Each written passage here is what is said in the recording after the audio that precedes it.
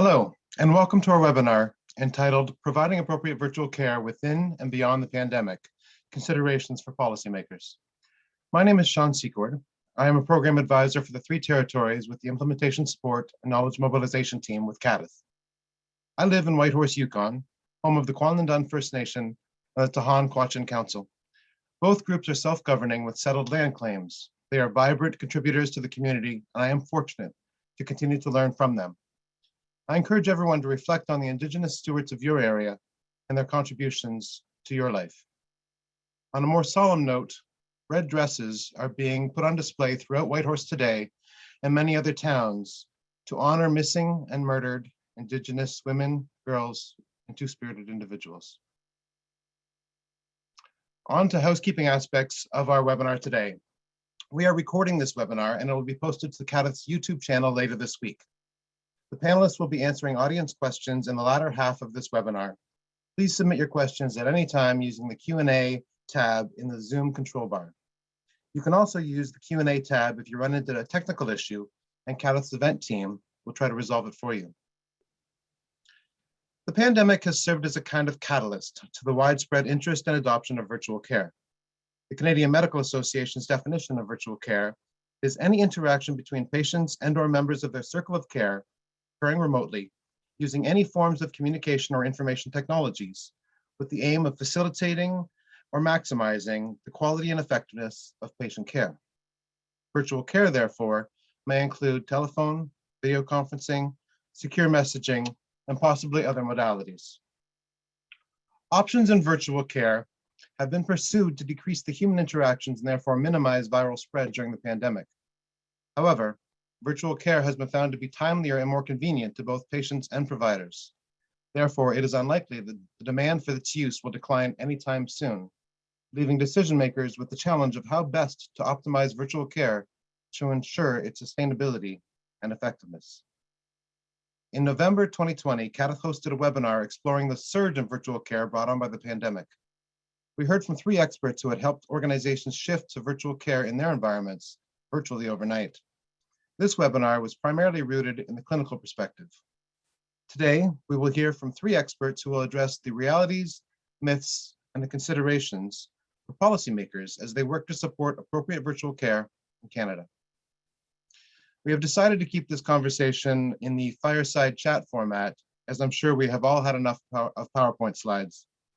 Here in the Yukon, our territorial parks opened last week, and there were likely many enlightening conversations around campfires over the weekend. So, keeping with the enlightening conversations, I'd like to welcome our panelists to introduce themselves and tell us a little bit about your background and the current role that you are in as it pertains to virtual health, and perhaps the reality and myths related to virtual care that you've encountered. Natasha, can we please start with you? Thank you, Sean. My name is Natasha Thumbiraja. I'm the Director of Digital Health Policy at the Ministry of Health, Province of British Columbia. I live on the beautiful west coast of Canada. I'm a 3rd-generation public servant, an epidemiologist by training with a specialization in environmental health, and I've been in this space for virtual care well before the pandemic struck and our lives changed and the health sector changed in a way we never imagined. Here in BC, we take a very strong patient-centered perspective to the way we think about virtual care, the way we think about where we want virtual care to go. And so the patient voice has been really critical in helping us inform our strategy and policy for where we want to go.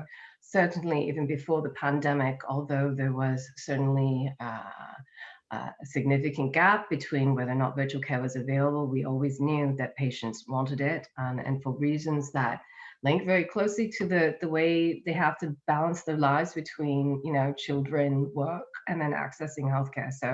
So that's a key piece there. And you mentioned myths. So I think there are a lot of myths that I think pre-pandemic it was, well, I don't have the tools, or it might have been that, from the provider side, I don't have the tools. I think to a lot of fears, and I think perhaps rooted in a good place, which is, I think amongst healthcare providers, a desire to provide the best quality care possible, a very strong perception among many Canadian healthcare providers that virtual care was certainly not as good as in person, and that in person would always be better. And I think that's probably the heart of one of the biggest myths that we've been working on, busting with my excellent peers in the field, Ewan and Sasha. Thank you for having me today, Sean. It's a great honor to be here. Thank you, Natasha. Ewan, to you, please. Let me, pardon me, let me unmute myself. Thank you, Sean, very much. So I'm coming to you from Yellowknife today, from Chief Dry Geese Treaty 8 territory. I currently am the Senior Medical Advisor for Health Informatics at the College of Physicians and Surgeons of Alberta, but I do other work in the area, certainly doing stuff for Health Canada now, recently for the Auditor General of Ontario for the CMA. So I'm quite integrated with virtual care work, and happy that everyone seemed to have become interested in it about March of last year, because I've been playing in this space for many years. I previously was the CMIO of the Northwest Territories and have been quite fascinated by how the virtualization or digitization of health information can actually improve the quality of care for people in rural and remote Canada. So that really is where I come, how I come to this place, and there does seem to be an increased interest now. So that's who I am, and most of my work now is in the policy domain. And I thought initially that was not of significant relevance. I feel now it is of paramount relevance to any coherent use of virtualization as a medical tool. Thank you for that introduction, Ewan. We will certainly explore the policy and clinical aspects as we come back to you. Sasha, tell us about where you're working and your role with virtual care, please. Sure. So my name is Sasha Batte. I'm a cardiologist by training. I live and work in Toronto, and have been a researcher in the area of virtual care at Women's College Hospital, but now just recently have taken on a new role as the executive lead for population health and value-based care for Ontario Health, which is the new agency responsible for implementing clinical standards and guidelines for the province of Ontario.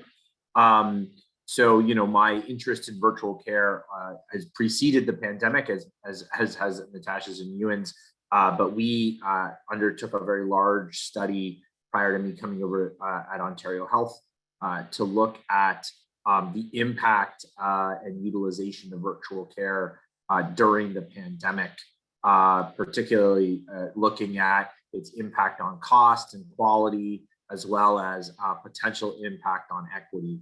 So happy to talk about the research and kind of what we're thinking about going forward. Thank you, Sasha. And I'm glad you mentioned equity. Natasha, in your area, the In Plain Sight report came out recently addressing Indigenous specific racism in BC, which of course is not specific to BC at all, but I mean, it was a timely report. And I know that your team created a patient guide and a policy on culturally safe virtual care. Can you tell us about how policies and virtual care can address inequities and try to address racism in healthcare? Yeah, I mean, I don't think virtual care is going to solve racism in the healthcare, but I think what we do have here is a unique window of opportunity, which is in the last year, we chaotically transformed into this space. And so there's a lot of new investments happening now in virtual care and digital health. And so I think we have a unique opportunity to try to build something slightly differently, and in this sense, build something that's culturally safe. You're right to note the In Plain Sight report. So I think one of the biggest ways virtual care can help with respect to equity and cultural safety is that it can improve access. And access is a massive part of improving equity. So they're both linked. And I think too, in this sense, when you're designing all these new services, we have clear direction here in BC. We have clear tools for thinking about both at a systemic as well as a one-to-one level, which I think the latter is what most people are familiar with, but the idea of systemically designing programs and services that reflect the needs of the population, but notably starting first with Indigenous people. And so in that sense, our shop's been working very closely with the Office of Indigenous Health here at the Ministry of Health to ensure that all the policies that we're creating are culturally safe and have that really strong focus. So I think that renewed focus on the rights and the needs of Indigenous populations in Canada in terms of healthcare with this sort of relatively new birth of virtual care can meld together, I think, to create something that's quite good. Thank you, Natasha. Sasha, you mentioned equity. Does virtual care just add more privilege to the privileged, or is there a way that we can use virtual care to get to everybody? So it's a great question, and I think it's certainly something that people worry about, particularly during the pandemic, where it seems like greater degrees of online access can significantly benefit those who have access and privilege. But I would just say, at least from the work that we've done, that I think it's very dependent on a number of things. So as Natasha pointed out, I think quite rightly, virtual care is just a tool. Like these tools can, and a lot of it depends in terms of the equity impact on how you design the systems that those tools are placed into. So I'll give you a couple of examples. So in fact, when we did research in Ontario looking at utilization of virtual care, we actually found no difference in utilization and access from people from lower socio-economic backgrounds based on postal code income compared, across the board, and actually no difference, on utilization based on age. So why was that? A large part of it was, quite frankly, the use of the telephone was the dominant modality for virtual care use. And what is the telephone? Why the telephone? Well, if you're older, you're more likely to be comfortable using the telephone necessarily than, say, a tablet or an online form. The other piece of that is the telephone for people who live in northern and rural populations is has a very strong network and is quite reliable compared to internet access, which, as we know, in many parts of the province can be challenging. And the third, for urban populations, one of the major challenges is not the use of technology, but actually the access of safe spaces. So as an example, to do a video visit, you actually need a room that is private and a computer that allows you to have that conversation. As a clinician, the thing about phone that's actually so useful is if you're a patient, I've had patients call me when they're at work. I've had patients that call me when they're taking their dog for a walk because they don't have the safe space, but they can get out of that environment and they can actually have a conversation. So it's actually bringing the care to where the patient is, and in a way that's very easy for the majority of people to be able to access. Now, is it perfect? No, of course. If you design a system, for example, that only allows video visits, well, then you're going to have equity challenges. And the last thing I would say is when we actually did qualitative interviews with our Indigenous colleagues in the North, one of the reasons that they actually found virtual care to actually empower them and to be even more equitable is because for many of them who have to come for an in-person appointment, there are many touch points where if they're leaving reserve, where they might engage with folks who could treat them in a way that's discriminatory. So when you think about it, if you're coming from reserve, you have to, come in, often to a town or city, you have to travel. And there are many points along the way where they have felt that they have been treated in a way that's frankly racist, whether it is by different parts of the hospital staff or even outside of the hospital. By providing a virtual option, many of them are allowed to stay in their communities where they're comfortable and they feel safe, and they can then get the care that they need. So in fact, by limiting a lot of those interactions, unfortunately, we found that we were actually able to, it's unfortunate those interactions happen, but by limiting them, what we've actually done is demonstrated, again, a greater focus on equity. So are there challenges? Yes, but a lot of it depends on how you use it. And I would say the last thing I would say is organizations that do this really well are the ones that think about equity, not just in virtual care, but in everything. So those that have a focus on health equity to start, we found actually were much more likely to have an equity focus when it came to the delivery of virtual care. Thank you, Sasha. And you've started to touch on some other aspects about evaluation and whether evaluation affects policy or policy drives evaluation. I'm going to get back to that in a second, but first, Ewan, do you want to comment on the equity aspect in virtual care, please? Yeah, absolutely. I mean, I'm sitting here in the Northwest Territories, and first of all, I cannot agree more with, I mean, I think we all know that there are transcendent issues with health equity in Canada that well preceded virtualization. In fact, I'm one of the byproducts of COVID and our interest in virtualization has seemed to be a refocus on issues of health equity. We add to that what happened with Joyce Echaquan and Black Lives Matter and other issues that have raised this. You know, this is nothing new, looking back to Brian Sinclair and on. Certainly as someone who's practiced and continue to practice, I'm actually on call right now. I'm sitting off the medicine ward here at Stanton Hospital. We see issues daily, and you just need to look at the indices for mortality and morbidity in Canada, and you are well acquainted with the fact that there is health inequity here. So there's lots of issues of trust and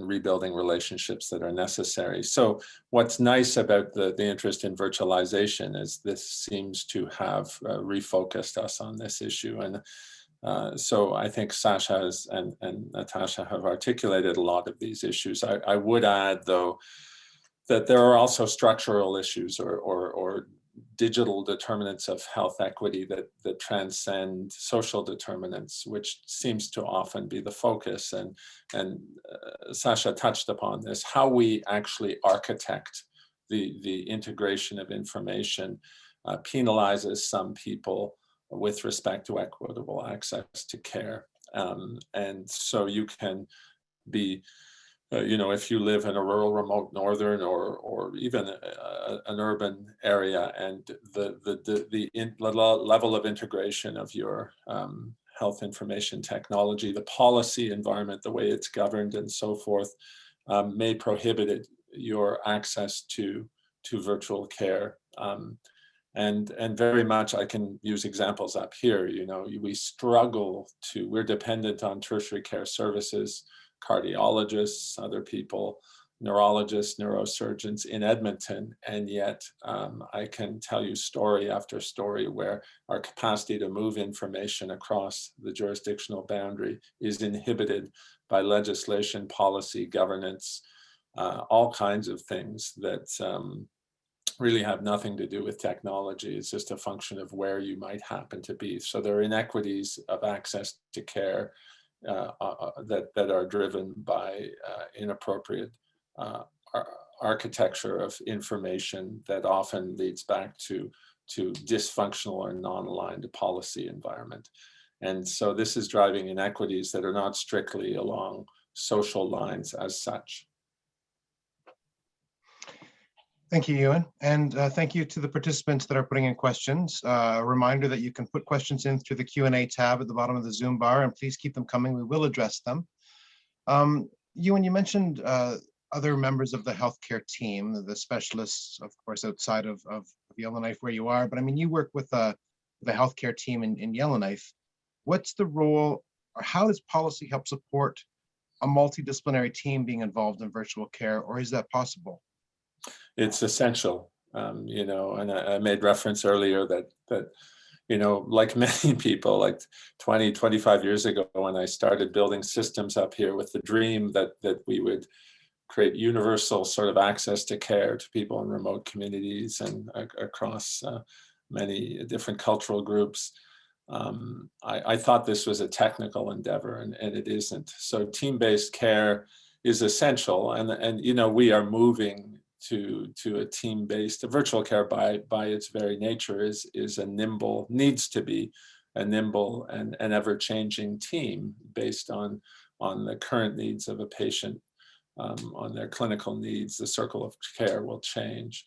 So that necessitates the capacity to choose, to transfer information, exchange information between these different team members. And so, and up here, that means a huge dependency on people in other jurisdictions. So you need to, first of all, the whole notion of team-based care, we need to be more literate with it, and it's something we can touch on. But for me, the lack of literacy in virtual care, both on the part of the patient and the provider and the team, is an impediment, and we have not done a very good job about promoting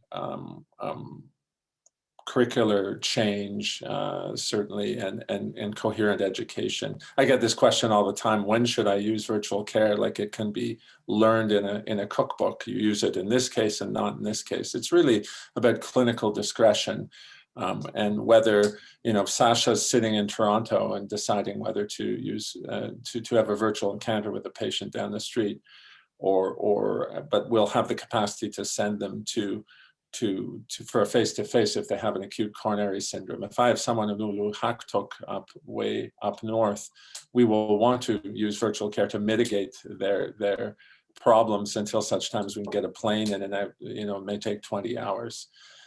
So literacy is a huge thing, and I don't think we really have thought a great deal about how to become literate on the level of team-based care. And there's a traditional hierarchy in medicine with physicians and so forth. And physician centricity still really hasn't died the death it needs to die. Frankly, I'm maybe allowed to say that as a physician. But there are examples of best practices. The other thing is reimagining teams. There should be people on teams that probably we have not considered, and this is occurring in some place. For instance, Intermountain Health has integrated data analysts on teams who are actually looking at panels and analyzing who needs what, and actually using secondary information for secondary purposes to promote care. And they've had significantly they've had excellent outcomes, reduced all system cost, and increased quality of care with the addition of. Yeah, but yes. I would argue, you know, these questions about team-based care are not actually unique to virtual care. This is the issue of culturally moving physicians, specialists, nurses, name a thing, is not, it was an issue that existed before virtual care was practiced here in Canada. I think it's a bigger issue, but I think much like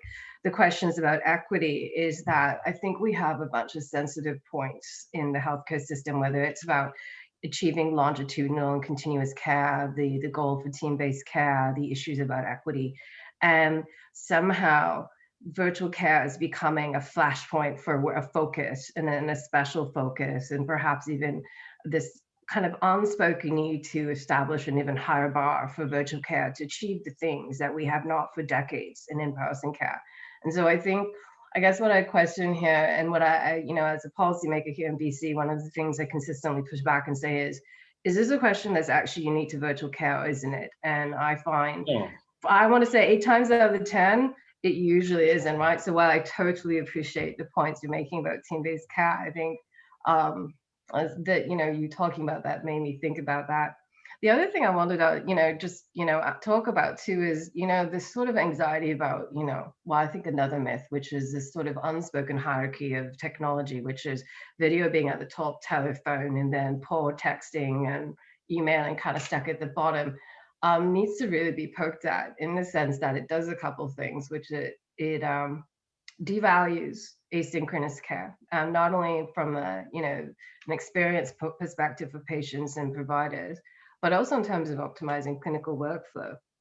And then, to your point about the clinical judgment, deciding, what to use, it's like, well, I think that's maybe part of the hang up here, which is, yes, professional judgment, clinical judgment is essential, but like for us in the policy realm, what we've said is, well, yes, there's that, but we break it apart. And I think you kind of talked to it a bit when you're saying this, but like the concept of practical considerations, which is video even possible, to the points that Sasha's making, maybe it isn't, depending where you're living, or to your points either. And then there's also the piece about patient preference. I have to tell you, I mean, it's ironic, given the job that I have, but me, like many others, suffering video conferencing exhaustion. So like whenever I can get away with it, I don't want to be on a video. And I think about patients, right, that might be true too. So I think in that sense, broadening a sort of decision-making framework in terms of when you're thinking about the appropriateness of virtual care, which is aside from do you actually need to put your hands on the patient and be there in person, is that it's not just clinical judgment anymore, which is maybe what I think is part of such of the discomfort here, right? It's breaking with that. I don't know. What do you think? Sean, can I just, in the fireside, and then Sasha, I'll let you come in here, but I couldn't agree with you more, really. But that's what I see. Virtualization has, I mean, we're talking about virtual care all the time. This is really digital health. Secondary use of data, they're all, which I mentioned, and everyone seems obsessed specifically with virtual care. But if we can use this to reimagine healthcare, which is really, that opportunity has existed since Tim Berners-Lee invented the World Wide Web, or launched the first HTTP, right, in March of 1989. But we've been stuck in an analog paradigm, and it's really our policy environment that is restricting us. The technologies we have can do just about everything we need to do, but we have not integrated them well, and we have not reimagined our behavior around technology. And so I could not agree with you more. The reason telephone, as Sasha's data is because it's a pre-digital technology that has largely integrated. Everyone is literate in its use. It is comfortable. It can be used in the patient's context. So if you look at the telephone, you can understand versus the other virtual care technologies like asynchronous technologies. The reason they have not been terribly successful is because we have done a terrible job about integrating them in a meaningful way and reimagining our behavior around the technologies.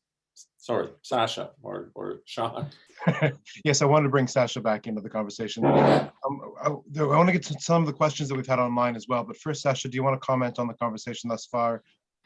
Just simply to say, people, I think we have to be honest about what virtual care, what mass virtual care adoption, which is what we've seen that's happened in Canada, is and what it isn't.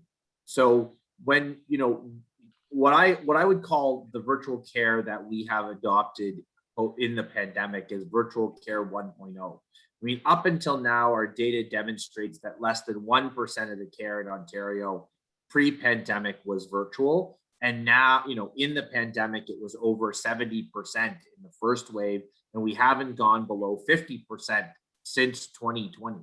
The thing is we did that not because, we wanted to, more optimally manage chronic disease or because we had these grand ambitions. We did it to protect patients as part of a pandemic response.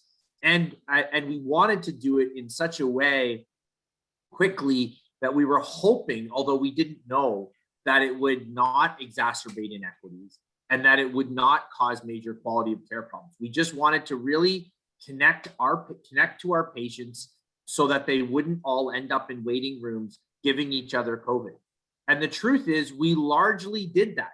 I mean, I think we need to sort of like sometimes look at our successes and say, we amazingly mass adopted virtual care, something we had never done before. We were able to deliver significant amounts of care to patients virtually during a once in a generational pandemic. And at least from our early data, did not see any of the major problems that there are going to be problems, but in something that was initiated as an emergency measure, we didn't necessarily, it was really for us in Ontario, initiated over a weekend, right? Where we created temporary codes. We didn't see major inequities in access. We did not see major degrees of fraud and abuse. There are some questionable things, but overall, we didn't see this massive spike in virtual visits that is not explainable, compared to overall volumes. And we're still not totally seeing major quality issues. So the point is, so as an emergency response tool, I think our virtual care strategy was successful. Is that what it should look like in the next 5 to 10 years? Probably not. This is where now we need to be more thoughtful as we move to herd immunity and we think a little bit about, okay, what does a post-COVID world look like?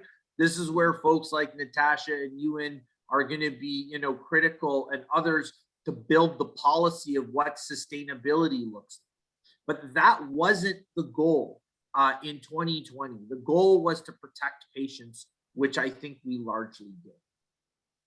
Virtual care was PPE. Yeah, I agree with you. So about 5-6 years ago, before the pandemic, the Naylor report came out, which was about innovations in healthcare. And David Naylor said kind of candidly, one of the biggest problems in digital and innovative healthcare is getting out of our own way. We create issues where we don't need to create issues. Now, I've heard you talk, Ewan, about the difference with an analog system, an analog legislature, and there are issues with privacy versus access. So how do we get out of our own way and make virtual care the entity that it could be? Yeah, so David Naylor very much commented on that, and he said this, there's so much innovation, and I think it was Monique Bégin who said, we're the country of perpetual pilots. She was the Minister of Health, but David Naylor talked about scale and spread. We have lovely ideas, we test them, so forth, and they do not scale or spread.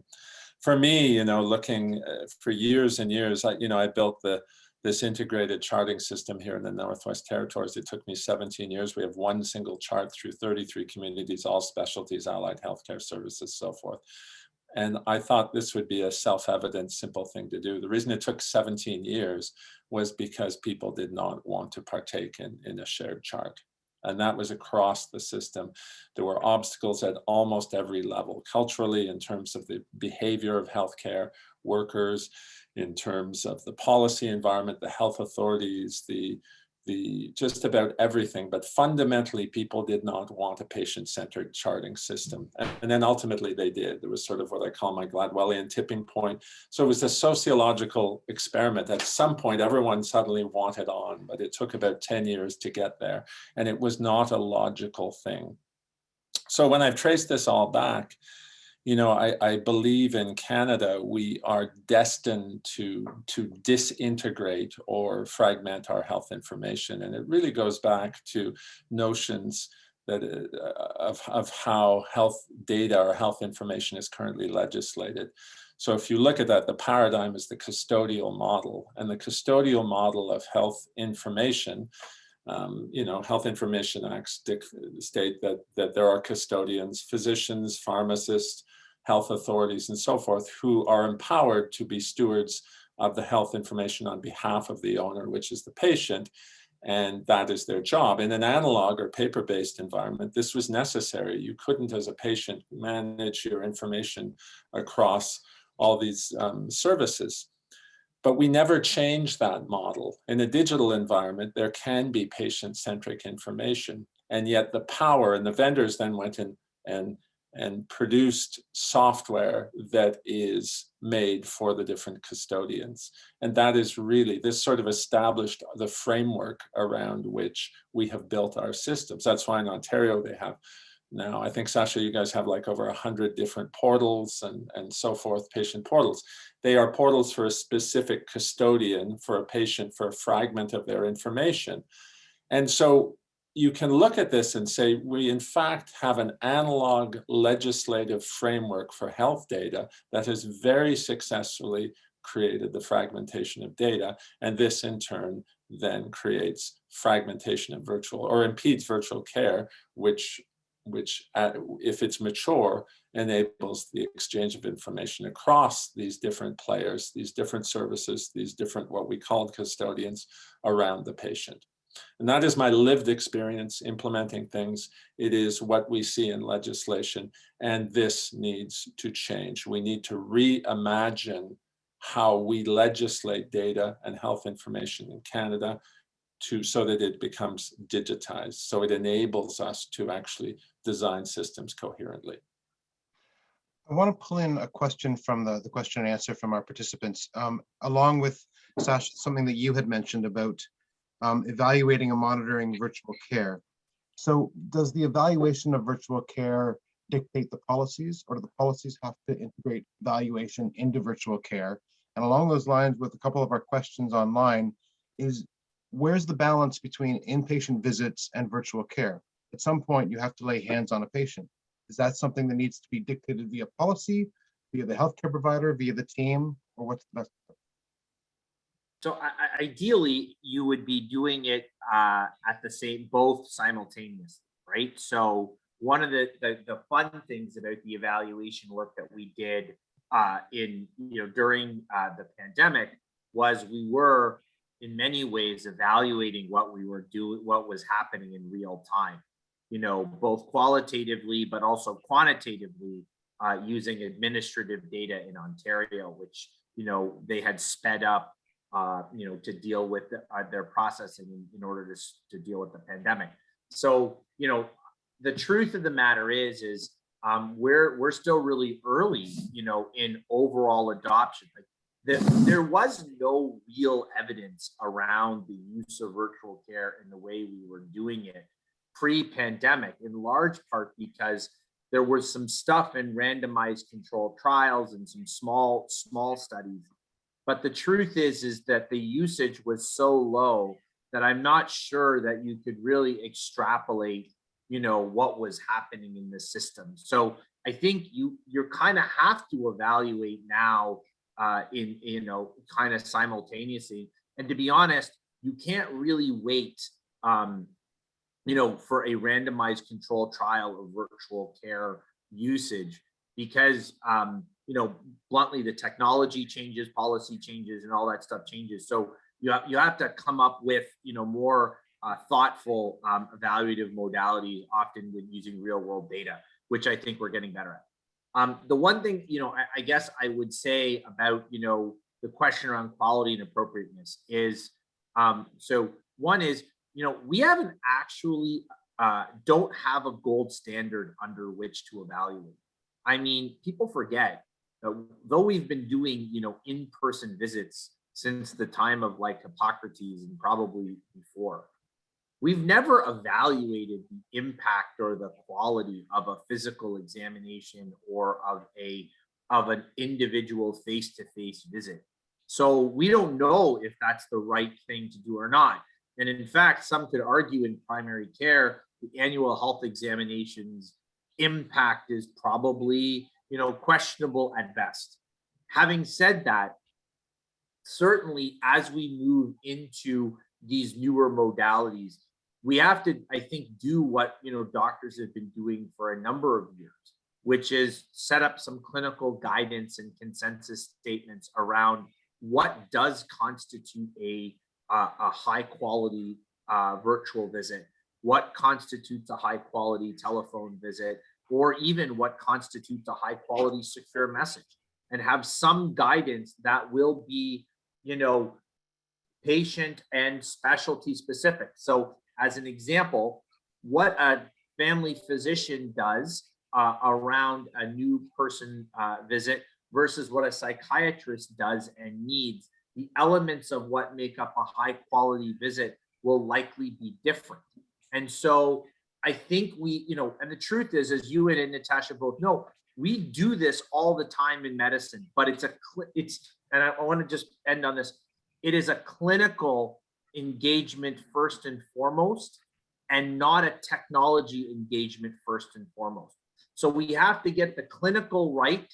And I think too often in virtual, we start with the technical, but we actually need to start here with the clinical and then let the technical follow the clinical on what high quality and appropriate virtual engagement is. And that can be done, in my view, through medical specialty societies sitting around and, as we have done, and figuring out the guidance. Thank you, Sasha. And balancing with the technical and the medical, and it was kind of mentioned, and a few people have mentioned in their questions, what about the patient voice and the patient-driven aspect? Patient-centered care, patients being custodians of their own information. Where do they get to decide what's virtual, what's in person, or what is their voice? Natasha, can I start with you?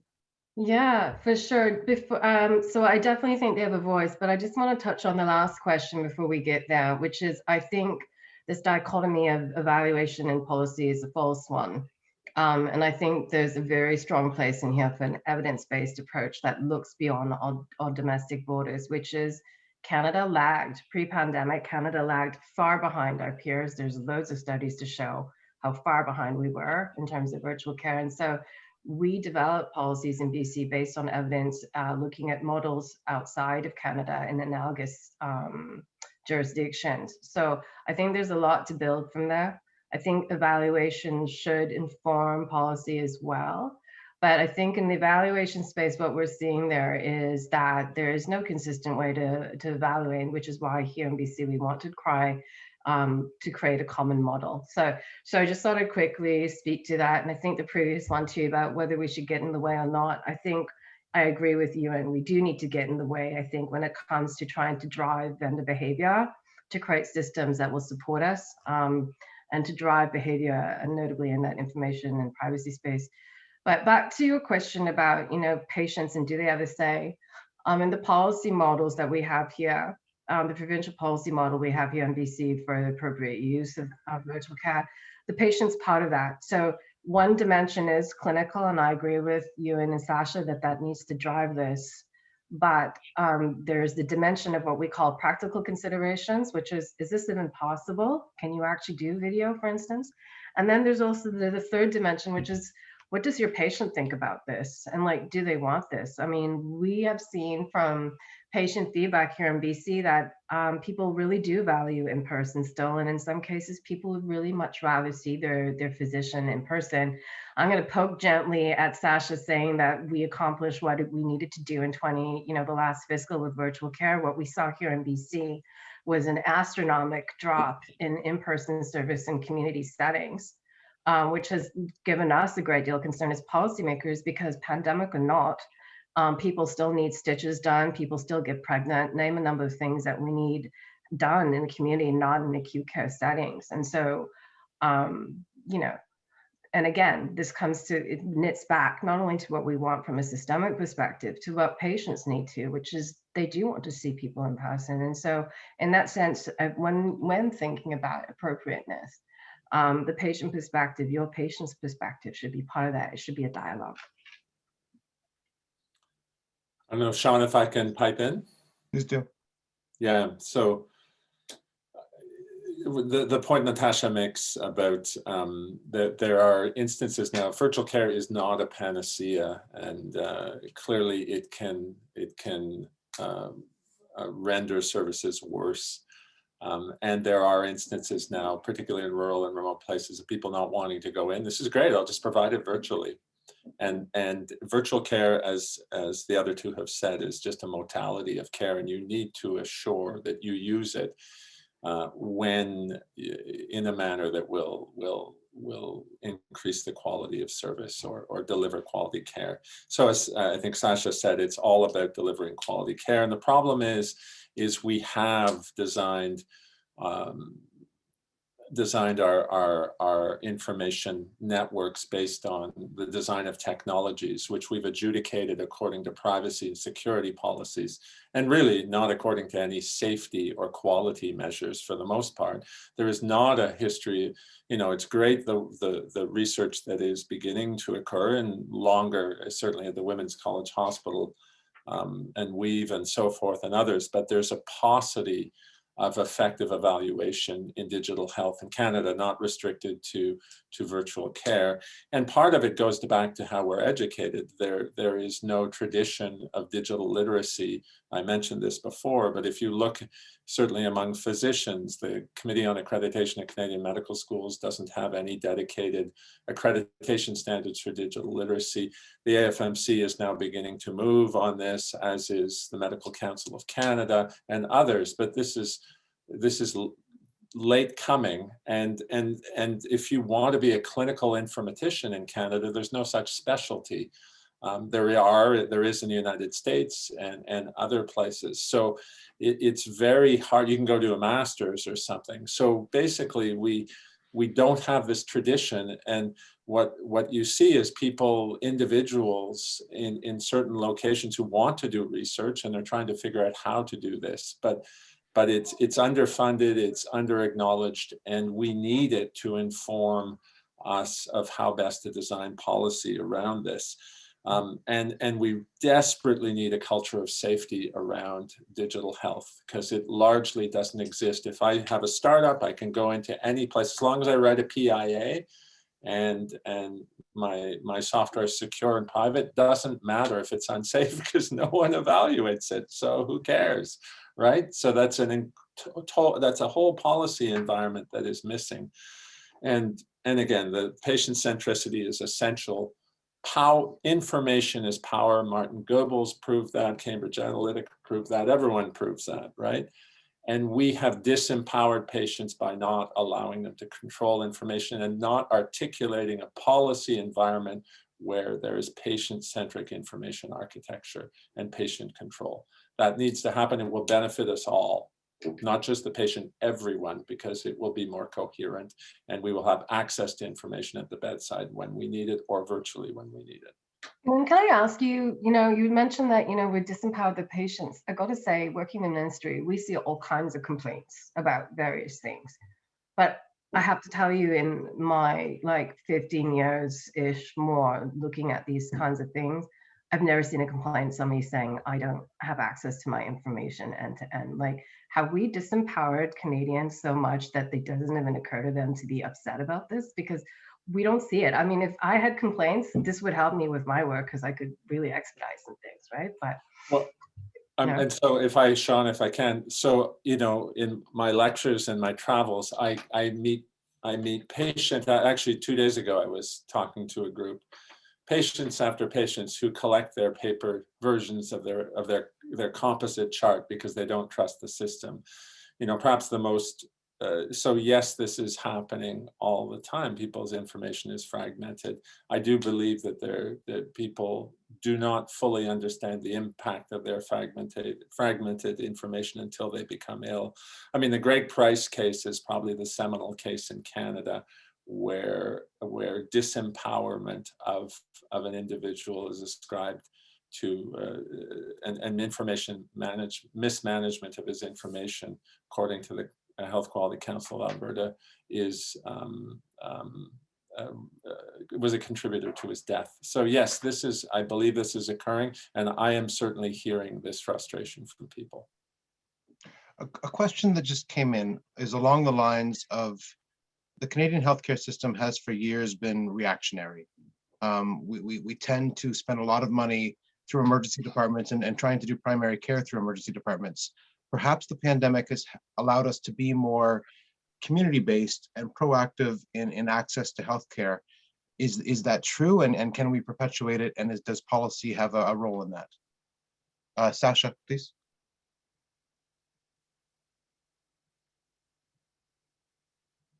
It's a great question.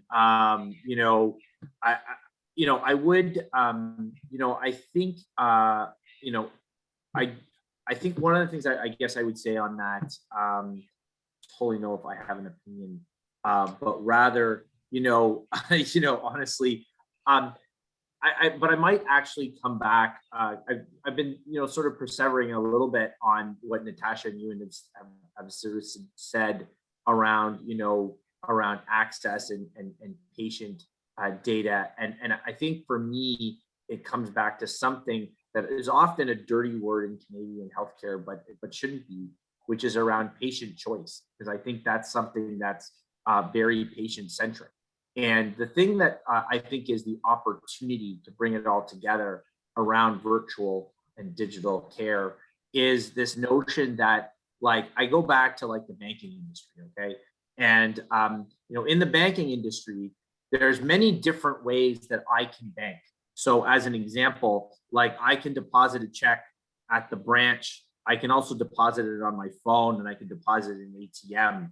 If I want to pay a bill, I can pay it online, on my computer, on my phone. I can call, but I can also go to the bank. But if I want to do something more complicated, like I want to take out a mortgage, or I want to, you know, do something that is, you know, take out a business loan, well, I can't do that in those modalities. I have to go to the branch.